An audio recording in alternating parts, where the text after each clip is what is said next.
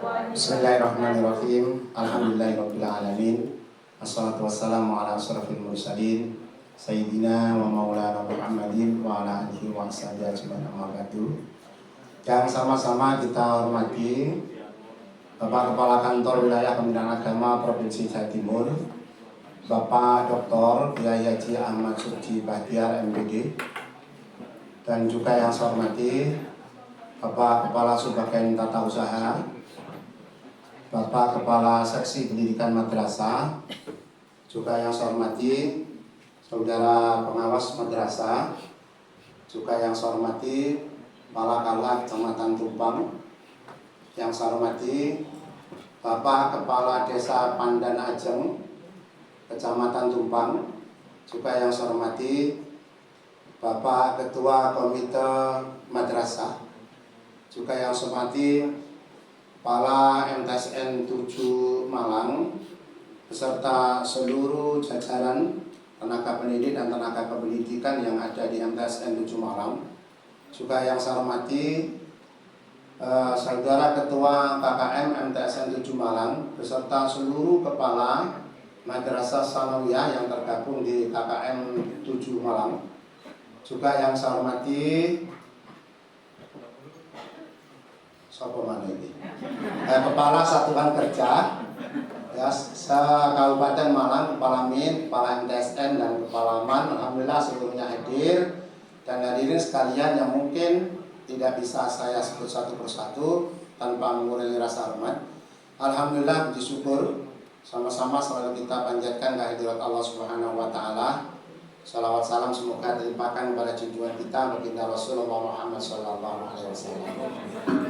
Bapak Ibu yang saya hormati, kesempatan yang sangat berbahagia ini kita diberikan nikmat yang sangat luar biasa oleh Allah sehingga bisa bersua bersilaturahim di ruangan ini, ketemu langsung dengan Bapak kita yang selama ini mungkin kita hanya tahu namanya saja. Mungkin kita tahu pada saat Zoom meeting, tetapi pada saat ini hari Rabu tanggal 12 kita sekalian kehadiran beliau Bapak Kakanwil Kementerian Agama Provinsi Jawa Timur secara langsung. Ini anugerah yang sangat luar biasa karena banyak yang mengundang beliau dari 38 kabupaten kota se-Jawa Timur, namun insya Allah belum berhasil atau tercancel. Tetapi kita ini alhamdulillah sesuai dengan schedule dan izin dari Allah Subhanahu wa taala, beliau bisa hadir di ruangan ini. Oleh karena itu saya ucapkan ahlan wa sahlan bihudurikum. Selamat datang Pak Kakanwil di Dusun Bletok Desa Pandan Ajeng Kecamatan Tumpang. Bapak Ibu yang sangat saya hormati, utamanya kepada Bapak Kakanwil, perlu kami sampaikan bahwa di Kabupaten Malang itu ada 13 satuan kerja atau lembaga negeri MIN 123, MTSN 1 sampai MTSN 7, kemudian MAN 123, pas ada 13. Kalau jumlah lembaga seluruhnya adalah 1111 berdasarkan laporan dari Pak Kasih Pendidikan Madrasah. Kemudian pada saat ini panjenengan berada di MTSN 7, MTSN paling muda Bapak. MTSN yang paling muda tapi prestasinya luar biasa. MTSN ini adalah di samping yang termuda juga insya Allah terletak di daerah yang paling kayak terpencil atau terluar ya. Hanya berada di dusun. Tapi dusun ini sebagaimana laporan Pak Kepala Desa itu seluruh lembaga ada, mulai dari TK, RA, MI, MTS, Madrasah Aliyah, SD, SMP, SMA, seluruhnya ada, luar biasa. Meskipun namanya meledak, gitu ya. Itu luar biasa ini. Termasuk ada MTSN 7 Malang. Jumlah aparatur sipil negara yang ada di MTSN 7 ini ada 40. Yang PNS 35, yang P3K ada 5. Jumlah siswa Pak Kakanwil kelas 7 sampai kelas 9 ada 709. Kemudian Madrasah Sanawiyah ini prestasinya meskipun berada di pedalaman begitu ya, prestasinya sangat luar biasa, mengalahkan MTS-MTSN yang ada di perkotaan. Bukti itu nyata karena indikatornya selama tahun 2024 itu banyak prestasi, bahkan prestasi internasional. Coba saya ambil 3 saja. Ada medali emas Olimpiade PKN tingkat Asia Tenggara, luar biasa. Meledak. Ya. Kemudian medali emas Olimpiade Matematika tingkat nasional. Kemudian medali emas Olimpiade IPA tingkat nasional. Itu luar biasa itu. Ya. Siapa dulu tuh kepalanya? Nah, itu Ahmad Ali. Nah, itu kan mantan petinju kan begitu kan. Beliaunya ini sangat akrab dengan Pak Kakanwil karena sama-sama dari Probolinggo. Tadi membawa etnis ini. Saya yang mendampingi, saya gergeten lah dia agak marah. Apa ya? Ngomong bahasa Jawa, ngomong bahasa Madura gitu loh. Itu gergeten aku ambil Pak Kakanwil ini kan. Gak ngerti aku bahasa yang mampan ngerasani aku itu mau. Gak apa-apa ngerasani ganteng soalnya Pak Kakanwil dengan saya insya Allah gantengan Pak Kakanwil. Pak Kakanwil perlu kami sampaikan bahwa pembangunan gedung ruang kelas baru yang didanai oleh SPSN di MTSN 7 ini tahun 2024. Sekarang alhamdulillah panjenengan tadi resmikan dan kita saksikan bersama. Ada 6 ruang kelas baru. Lantai 1 ada 3 ruang, lantai 2 ada 3 ruang. Kemudian ada 6 toilet. Di lantai 1 ada 1 toilet untuk disabilitas. Kemudian 2 toilet untuk umum. Yang di lantai 2 ada 3 toilet.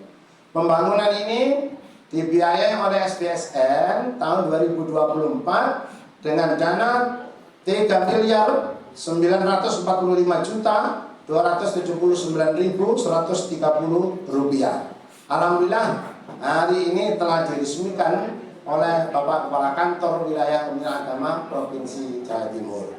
Bapak Ibu yang saya hormati, sebenarnya banyak yang ingin kita sampaikan, namun pada saat ini agenda kegiatan beliau sangat luar biasa. Mengundang beliaunya ini, mohon maaf, itu tidak cukup dengan surat resmi. Nah ini dipasangi dan dipasangi begitu. Saya istiqoroh itu beberapa kali gak ketemu sama beliau. Nah akhirnya alhamdulillah hari Rabu ini ketemu. Ya, untung tidak mengundang hari Kamis, hari Senin. Kalau hari Senin dan Kamis dipastikan kalau beliau itu sudah tidak boleh dan tidak diperbolehkan meskipun tidak puasa di meja-meja itu ada makanan seperti itu dilarang keras. Itu resikonya kepala kantornya nanti akan diputasi. Kalau ada itu. Makanya alhamdulillah karena ini hari Rabu beliau tidak puasa. Beliau mengajarkan kepada kita sangat luar biasa. Meskipun orangnya juga tidak terlalu besar. Siapa yang mengatakan beliau Pak Kakanwil orangnya besar, mau saya impet ngono-ngono. Tapi lincahnya bukan main. Jangan kan nututi oleh melaku masuk. Soalnya melaku sampai ketendang angin gitu ya. Terima kasih Pak Kakanwil sama ajudan Mas Taufik kehadirannya di MTSN 7 sungguh kebahagiaan yang sangat luar biasa. Oleh karena itu kesempatan ini mohon dengan hormat Pak Kakanwil kita mohon bersama untuk memberikan pembinaan kepada kita sekalian.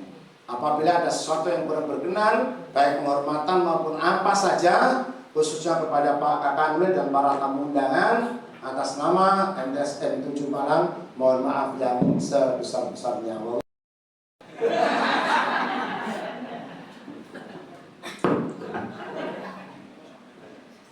Assalamualaikum warahmatullahi wabarakatuh. Bismillahirrahmanirrahim. La yadurru ma'asmi syai'un fil ardi wa la fis sama' wa huwas samiul alim.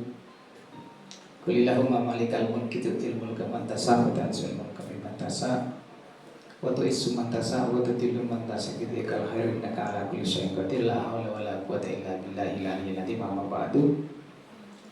Yang saya hormati Kepala Kantor Kementerian Agama Kabupaten Malang, potongannya Kanwil, Pak. Potongannya.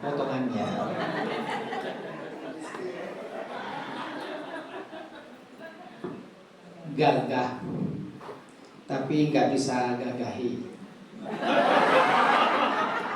Buktinya takwa.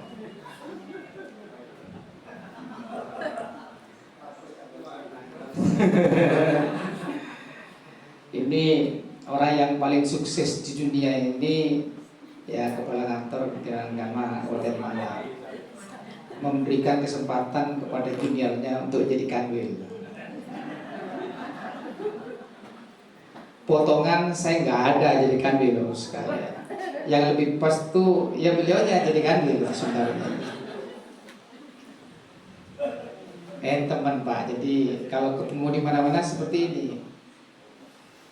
Kalau dulu jenengan kalau tahu ceritanya lebih parah lagi, tapi sekarang nggak berani sudah. Oh dulu itu biasa Pak, saya dibilangin stunting,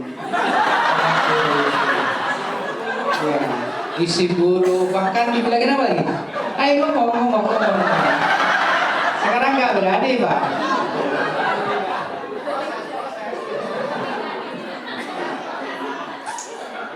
Padahal saya itu biasa-biasa saja. Ketika ditanyakan gimana rasanya jadi kanwil, saya jawab rasanya sama seperti jadi kepala madrasah. Itu segitu Pak. Karena saya tidak pernah berpikir serius Pak. Dan saya tidak pernah seberat apapun hal yang harus dihadapi, bagi saya itu kecil. Karena Allah itu mengikuti prasangka umatnya itu. Udahlah, dunia mau runtuh saya nggak mikirin Pak, saya punya Allah. Yang meruntuh memang sudah kekuasaan Allah meruntuhkan, itu bukan wilayahnya saya. Untuk apa saya berpikir wilayahnya Allah? Nah itu yang saya katakan, kadang kemudian ada tulisan Tuhan telah mati. Ya benar itu Pak. Nah bukan keundangan, bukan kekuasaan kita mikir Pak. Jabatan itu bukan kekuasaan dan keundangan kita. Maka jangan berpikir itu. Kalau berpikir itu berarti telah membunuh Tuhan pelan-pelan itu Pak. Jadi tidak usah pikir jadi kanwil.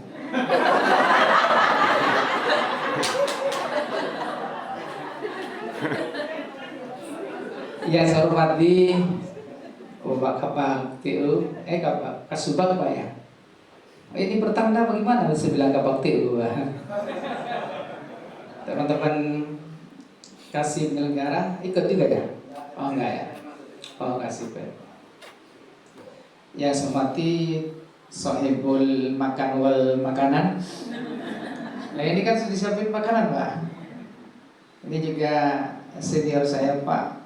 Saya dulu 2014 baru jadi kepala, beliaunya 2012 sudah jadi kepala. Tapi beda nasib. Ya sama-sama kepala Pak, hanya belakang itu yang beda. Kepala madrasah dengan kepala kantor wilayah itu aja beda. Sama-sama kepala ya. Yang saya hormati teman-teman kepala madrasah di bawah yayasan, saya tidak mau bilang swasta Pak, di bawah yayasan. Teman-teman KKM dan hadirin hadirat, khawatir ada yang tidak disebutkan. Puji syukur tentunya selalu kita panjatkan kehadirat Allah Azza wa Jalla. Allah pagi ini mentakdirkan kita semuanya hadir di madrasah yang insya Allah penuh dengan barokah, karena tempatnya menyiapkan generasi-generasi di belakang kita yang siap menjadi pemimpin. Mudah-mudahan kehadiran kita sekalian ini bersamaan dengan ridha Allah dan dicatat sebagai amal ibadah. Salatullah wassalamuhu semoga senantiasa terjadi bahkan pada junjungan kita Nabi Muhammad sallallahu alaihi wasallam. Bapak Ibu sekalian yang berbahagia, saya hanya mau menukil potongan ayat. Wal yahsal ladzina law tarakum min khalfihim dzurriyyatan dha'afan khafu 'alaihim falyattaqullaha wal yaqulu qawlan sadida. Siapapun kita, jadi apapun kita, hendaklah ada rasa takut dalam diri kita kalau kita ini meninggalkan generasi-generasi di belakang kita yang lemah. Lemah ini bisa kita jelaskan Bapak-Ibu sekalian. Yang pertama lemah akidahnya.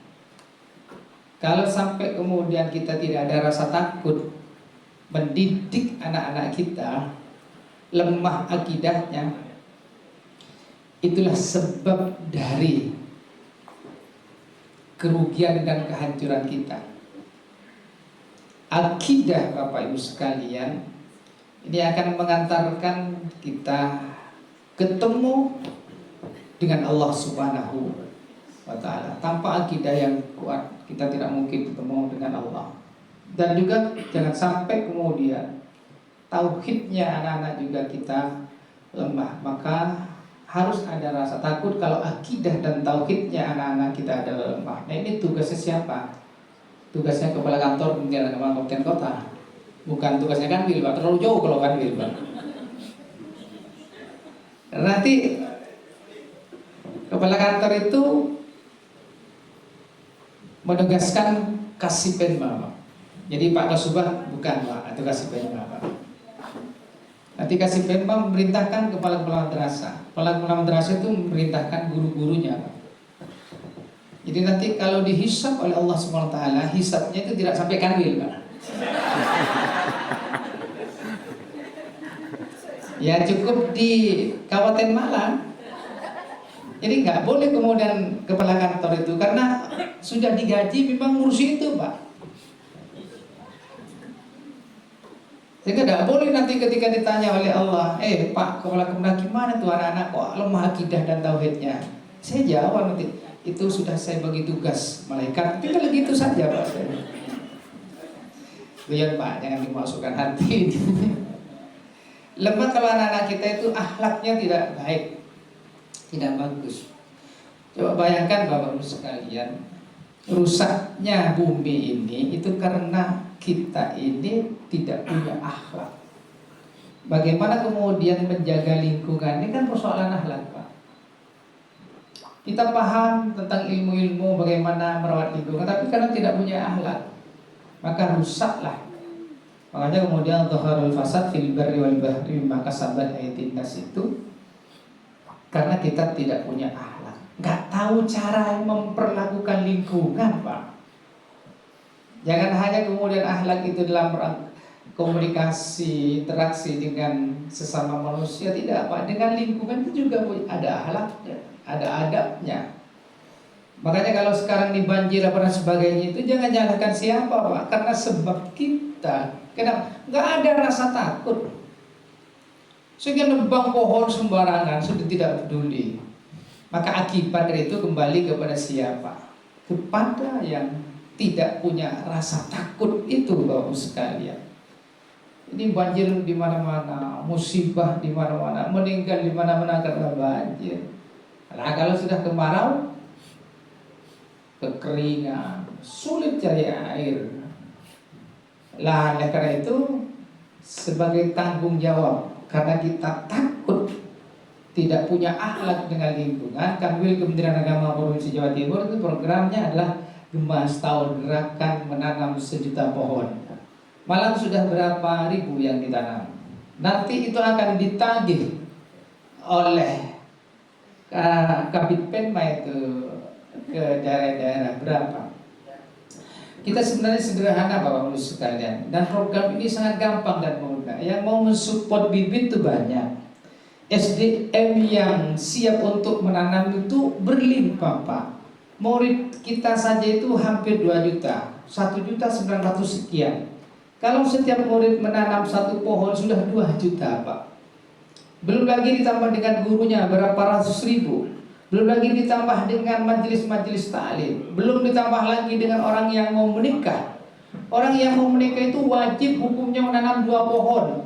Kalau misalnya Jawa Timur 600.000 setahun kan sudah 1.200.000. Tinggal kita ini ada rasa takut, Pak, enggak itu? Ada rasa takut enggak kalau kemudian kita ini tidak bisa membuat lingkungan kita ini lingkungan yang bersahabat dengan kita. Lah, oleh karena itu sekarang ayo ciptakan rasa takut dalam diri kita.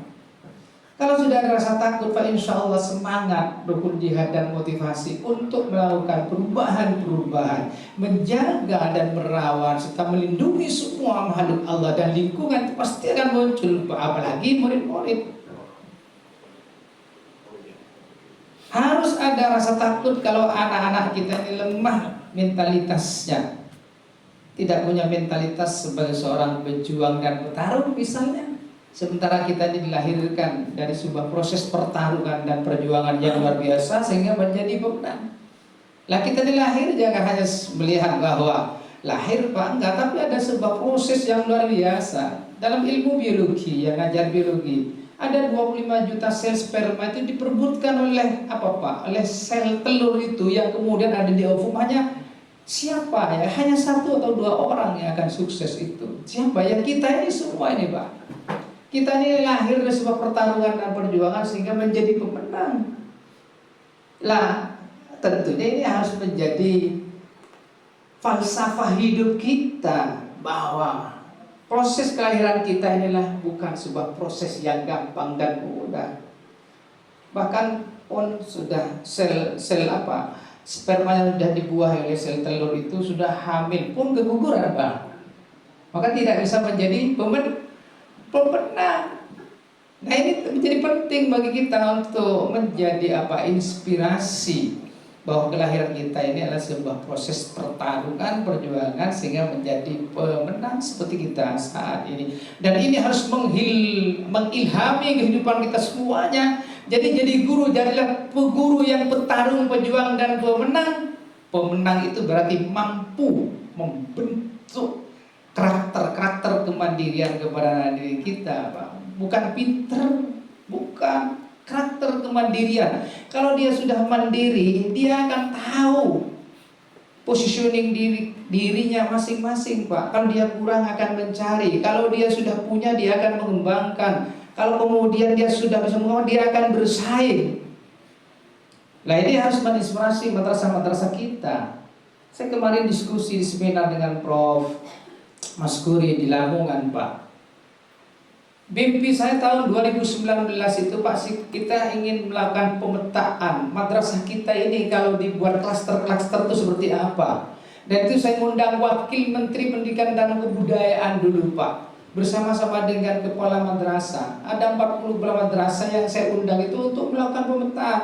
Mana madrasah yang di bawah standar, mana madrasah yang model standar, mana madrasah yang unggul, mana madrasah yang hanya bertahan, mana madrasah yang berkembang, mana madrasah yang bersaing.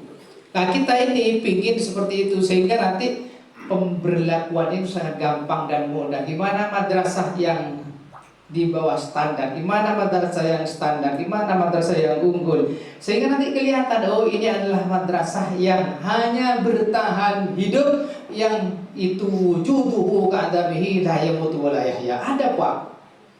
Dan itu kira-kira hampir sekian persen mendominasi itulah madrasah-madrasah di Jawa Timur adalah madrasah yang bertahan hidup, Pak.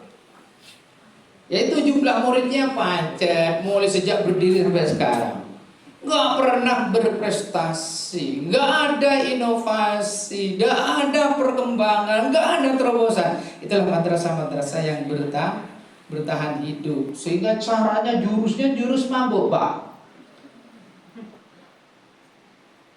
Kalau ingin dapat murid, dia sederhana. Padahal tidak sesederhana itu. Buat banner ada tulisan gratis ya. Kemudian 3 setel seragam, si dapat voucher lagi.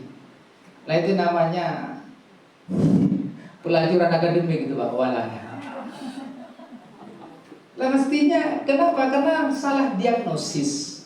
Dikiranya dengan seperti itu kemudian madrasahnya bisa diminati, enggak, Pak. Salah besar itu. Karena diagnosisnya salah, resepnya salah.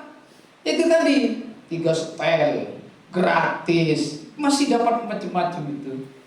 Sekali lagi itu adalah pelajaran akademik, tidak baik dan tidak bagus. Kita tidak sedang menjual barang Bapak Ibu sekalian, tapi menyiapkan generasi-generasi di belakang kita yang kuat akidahnya, kuat akhlaknya, kuat mentalnya, kuat akhlaknya, kuat dari sisi keilmuannya. Maka jangan salah diagnosis, apalagi salah membuat resep. Hanya keunggulan kompetitif itu yang akan eksis. Barang kalau berkualitas dicari bangga, dicari bangga, dicari. Apalagi ibu-ibu ada barang murah berkualitas, wow, dicari itu Pak. Dalam rangka glowingisasi itu ya, dicari Pak. Berapapun harganya kalau berkualitas dibeli bangga, dibeli walaupun ngutang. Lah, buatlah madrasah-madrasah kita itu seperti produk yang dicari orang dan berapapun dibeli. Maka jangan salah mendiagnosis, jangan salah membuat resep. Satu, resepnya adalah kualitas, yaitu keunggulan kompetitif yang akan eksis. Makanya banyak orang punya penyakit pusing tahunan itu, Pak. Kalau bulan-bulan sekarang ini banyak sudah orang kepala-kepala terasa pusing itu sudah banyak itu. Pusing apa? Pusing cari murid. Pusing sudah Pak sekarang. Ini di bulan apa sekarang? Februari, Maret, April, Mei, Juni, Juli. Ah, itu sudah ketahuan tuh. Di 6 bulan sampai punya penyakit pusing tahunan itu. Kalau udah bulan ini pusing udah Pak. Lah nggak apa-apa, boleh pusing tahunan nggak apa-apa. Tapi pusing nolak mau? Gimana? Siap nggak? Ah, siap nggak? Siap. Ah, mau siap gimana? Oh nggak jelas ini. Siap. Bener Pak? Siap. Ah, itu udah siap Pak. Jadi yang hadir hari ini di absen, nanti dilihat itu. Kalau masih pusing cari murid Pak, itu berarti tadi bilang saya tuh berbohong itu Pak. Lah kita ini sudah mau ajaran baru, pusing cari duit juga. Buat banner akhirnya ngutang, beli seragam, kemudian boleh pusing Pak, nggak apa-apa, tapi pusing cara menghabiskan duit. Sampai beli mana? Pusing cari duit atau menghabiskan duit? Hah? Sudah tahu tidak dilakukan. Saya dulu ketika jadi kepala MAN, kabitnya itu Pak Samsuri, kasih masih. Bu Binti kepala MAN 2 Kota Malang, saya bilang, Pak Samsuri, kalau Bu Binti tidak tahu cara menghabiskan uang, bilang saya. Betul Pak, saya bilang Pak, saya gantikan Bu Binti. Saya bilang gitu Pak. Ya kan gampang cara menghabiskan uang Pak. Belanja aja udah selesai. Makanya ya Bapak sekalian, ada kata kuncinya, harus ada rasa takut Pak. Tapi kalau tidak ada rasa takut, yang penting dan pokoknya, yang penting hadir, pokoknya hadir. Itu ada masalah itu dengan kejiwaannya itu Pak. Itu ada masalah itu. Saya yakin kalau jenengan dalam keluarganya masing-masing, ada rasa takut gak kalau putra putri kita tidak patuh? Ada. Kenapa dengan anak-anak kita yang justru tanggung jawabnya lebih besar? Kenapa? Ada harapan, ada ekspektasi tinggi dari wali murid yang dititipkan. Kenapa tidak dilakukan sama dengan anak kandung kita? Itu berarti ada masalah kejiwaan juga itu Pak. Maka didiklah murid-murid itu sama dengan mendidik anak kandung kita Pak. Justru yang berat itu nanti pertanyaannya di akhirat itu bukan anak kandung kita Pak, anak-anaknya orang. Kenapa? Karena harapan dari orang tua, harapan dari murid Pak. Makanya ini gak enak jadi guru ya. Enak gak Bu? Enak. Nah, berarti kalau tidak enak gampang Pak, tinggal bilang aja Pak, saya tidak mau jadi guru, itu mundurkan diri aja Pak. Nah, ya ciptakan rasa takut kalau kemudian anak-anak kita ini yaitu lemah akidahnya, lemah tauhidnya, lemah akhlaknya, lemah mentalitasnya, lemah ilmunya. Hari mungkin anak-anak, hari ini mereka anak-anak, hari ini mungkin dia remaja, hari ini mungkin dia pemuda, tapi 20-30 tahun yang akan datang dia pemimpin Pak. Subhanul yaum rijalun. Lah ini harus ada dalam pikiran kita. Jangan hanya sekedar murid. Ini pemimpin yang akan memimpin negara. Itu harus ada pikiran dalam diri kita Pak. Kalau sampai belum berpikir jauh ke sana, hanya dianggap itu hanya sekedar murid, salah besar. Maka kita ini harus berpikir 30 tahun yang akan datang. Ini nanti akan jadi presiden, ini nanti akan jadi menteri, ini nanti akan jadi gubernur, ini akan jadi bupati, ini akan jadi kanwil, ini akan jadi kemenang, ini akan jadi ini sudah mulai dipikirkan Pak. Dan kalau di Finlandia itu Pak, sejak dia di tingkat elementary sudah dipetakan, kamu mau jadi apa? Saya misal mau kerja di pabrik, maka kurikulumnya bagaimana, kemudian dia mentalitasnya, manajemennya, sikap, lalu sudah dididik untuk menjadi orang yang profesional di pabrik-pabrik Pak. Saya ingin jadi guru, jadi sudah petakan dari awal Pak, mulai kurikulum, pemetaan kelasnya dan sebagainya itu sudah disiapkan benar. Mau jadi advokat, Pak. Lah kalau kita kan enggak, mau jadi apa kan enggak ngurusin kurikulumnya, kurikulum behavioristik, semua orang dianggap sama butuh. Padahal dia tidak butuh matematik, diajari matematik. Padahal dia tidak butuh belajar bahasa, diajari bahasa. Makanya madrasah-madrasah kalau bikin maju itu rombak total kurikulumnya, tapi rapotnya tetap. Lah saya begitu Bapak sekalian dulu. Saya kan paling nggak telaten dengan yang formal-formal Pak. Ketika jadi madrasah, kepala madrasah sanawiyah swasta, saya bongkar itu semua kurikulum. Tapi berikutnya gurunya ini mau diapakan Pak? Karena sudah sertifikasi, mentoknya di situ. Nah, dulu ketika jadi kepala madrasah di swasta itu belajar bahasa isinya itu sejarah Islam, tidak perlu ada pelajaran sejarah Islam. Belajar bahasa Inggris itu isinya PPKN dan sebagainya, nggak perlu ada PPKN Pak. Jadi tematik-tematik itu loh. Ini saya buat simple, nggak perlu banyak pelajaran, tetapi waktu belajarnya diperpanjang sehingga ada kematangan Bapak Yusan. Kemudian saya petakan A, B, C, D, E nggak ada. Saya buat kelas mapel agama. Kalau sudah masuk di kelas mapel agama, pasti Arab Inggrisnya alim, kitabnya alim, karena bahsul masailnya pengantaranya Arab dan Inggris. Di sini pakai apa bahasa pengantaranya? Saya sudah instruksikan kepada Kabid Penmas setiap hari 1 jam pelajaran harus berbahasa apa Arab atau Inggris. Mulai tahun ajaran baru nanti wajib hukumnya. Pokoknya setahun harus pintar bahasa Arab dan bahasa Inggris di madrasah Pak. Kalau enggak guru bahasanya pecah. Itu aja Pak. Kita harus ada perubahan yang radikal. Kalau tidak begitu susah. Makanya nanti di tahun ajaran baru saya sudah minta Pak Kabid tolong sekarang formulasikan kurikulumnya, formulasikan jadwal pembelajarannya. 1 jam pertama pokoknya anak-anak ajari Arab dan Inggris. Senin, Selasa, Rabu mungkin Arab, Kamis, Jumat, Sabtu mungkin bahasa Inggris. Wajib setahun sudah bisa Arab dan Inggris. Setiap hari sudah ngomong bahasa. 3 bulan pertama ajari dia terus. 3 bulan kedua sudah pemberlakuan punishment in reward. Maka 1 tahun sudah pinter Arab dan Inggris Pak. Dan ini lagi-lagi harus ada rasa takut kalau anak-anak kita ini lemah di bidang kebahasaannya. Dan ini harus dilakukan. Kalau tidak dilakukan, dan ini butuh keberanian Pak. Dan siap kemudian beresiko.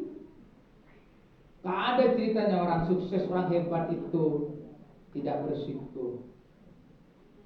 Kalau tidak mau beresiko, ya pancet jadi kepala kantor Kementerian Agama itu Pak, seperti itu. Ya pancet jadi kepala madrasah, karena tidak mau beresiko Pak. Ya memang hidup itu pertarungan Bapak-Ibu sekalian. Hidup itu adalah perjuangan dan lahir menjadi pemenang. Dan itu sudah kodrat kita. Seperti yang kita sampaikan itu, akhirnya kita ini butuh pertarungan dan perjuangan. Coba bayangkan 25 juta yang memperebutkan, hanya 1 Pak yang sukses itu. Oleh karena itu ini ayo bangkitkan rasa takut dalam diri kita kalau anak-anak kita ini tidak menjadi orang gitu ya. Nah, bagaimana menciptakan rasa takut? Ini prosesnya banyak Pak. Takut itu bukan pemahaman, bukan pengetahuan Pak. Tapi takut itu adalah karakter. Saya takut, tapi tidak melakukan apa-apa. Itu hanya sekedar pengetahuan itu. Oh ini konsekuensinya seperti ini. Enggak, tapi kalau karakter, menyesal kalau tidak melakukan, kecewa kalau tidak sukses, marah sama dirinya sendiri kalau gagal. Tapi kalau hanya sekedar saya takut, tapi kalau sudah menjadi karakter sekalian, jadi ada anak-anak tingkah akhlaknya tidak baik, kepikiran Pak dibawa pulang itu. Kenapa ya? Apa salah saya? Bukan salah anak. Kenapa ya anak-anak saya ini kok nggak paham-paham? Bukan nyalahkan anaknya. Anaknya siapa kamu? Anaknya Fulan. Pantas anaknya Fulan. Kan begitu Pak. Jadi kalau mereka gagal itu pertanyaannya ke sini, bukan kepada anak-anak. Kamu ini dasar, kan? Tapi bertanyalah, kenapa saya gagal? Kira-kira apa kesalahan saya?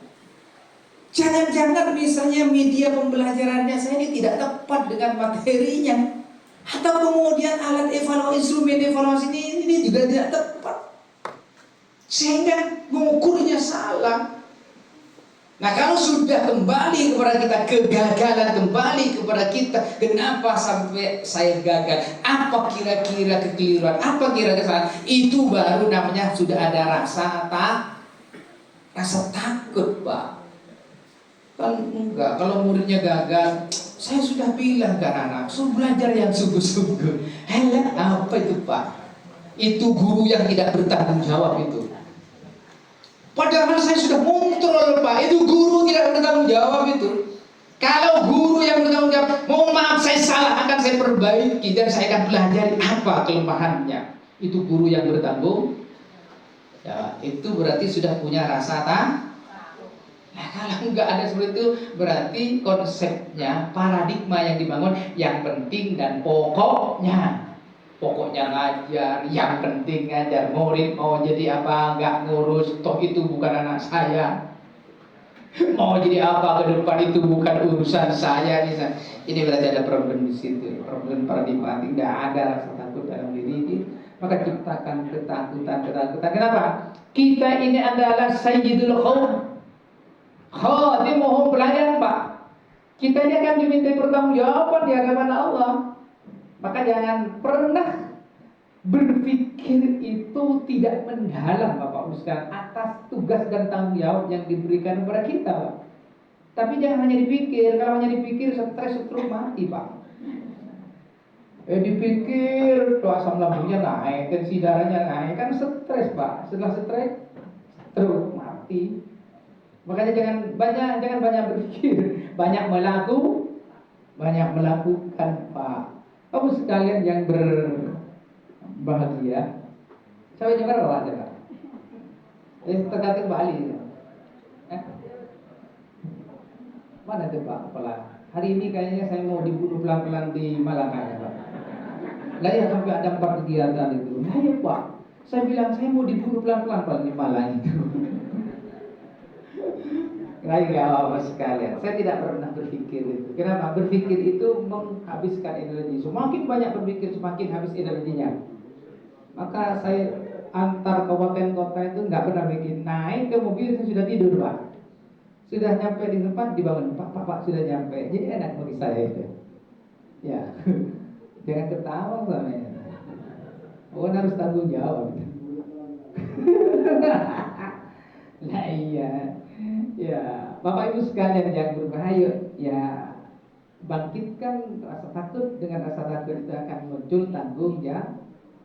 Kalau sudah muncul tanggung jawab, pasti akan ada ikhtiar atau usaha. Kalau sudah ada ikhtiar dan usaha, maka wujudnya adalah aktivitas, wujudnya adalah kegiatan. Aktivitas dan kegiatan itu dalam rangka menjalankan tugas dan tanggung jawab. Tugas dan tanggung jawab itu dalam rangka apa? Mewujudkan apa yang menjadi tusinya masing-masing, Bapak Ibu sekalian.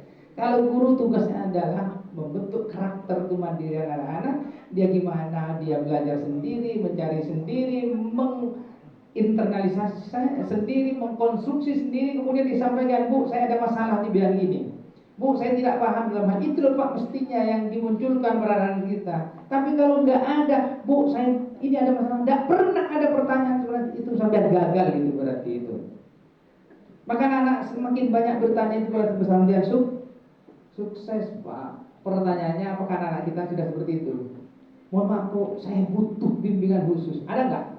Bu, minta waktunya, saya mau kursus ke dalamnya. Ada nggak? Banget.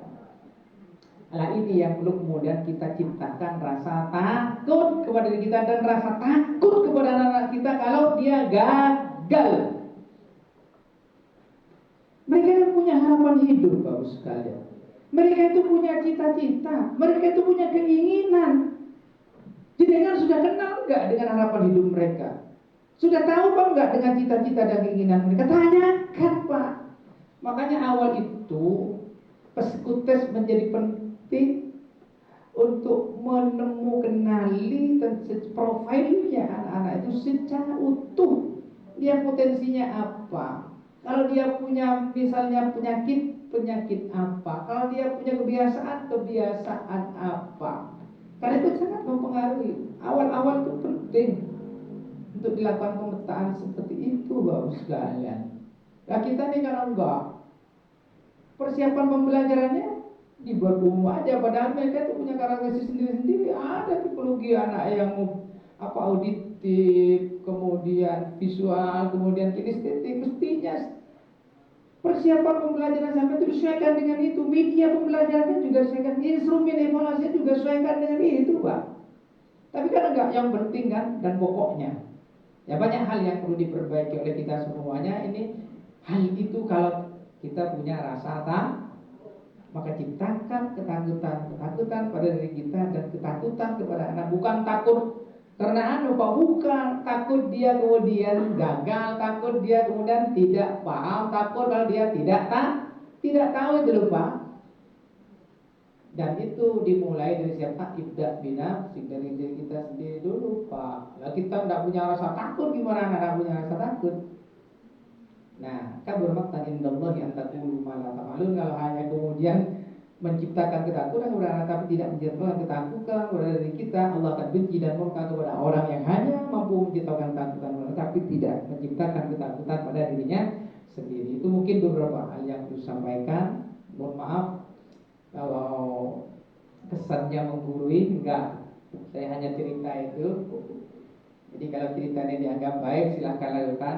Kalau dianggap jelek, ya anggap angin lalu. Itulah kira-kira yang perlu sampaikan. Dalam mohon maaf. Wassalamualaikum warahmatullahi wabarakatuh.